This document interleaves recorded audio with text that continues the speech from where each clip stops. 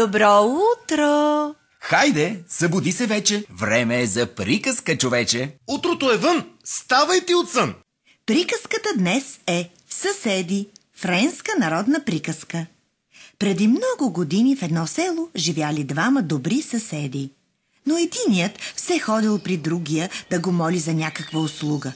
Една сутрин той, дето постоянно молял за нещо, отишъл при другия и рекал: Добър ден, съседе. Добър ден. Отвърнал другия: Какво те води насам? Дошъл съм да те моля за една услуга. Знаех. Какво ще искаш този път? Магарето ми дай. Магарето да ми дадеш, да отида с него за дърва в гората. Да.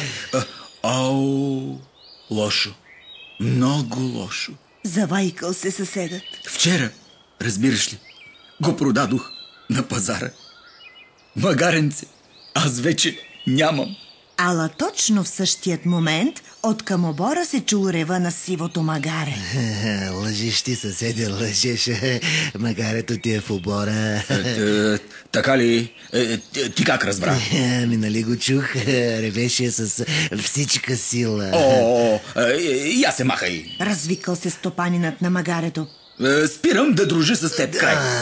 Защо? Как защо? Защото ти вярваш повече на някакво магаре, а не на мен.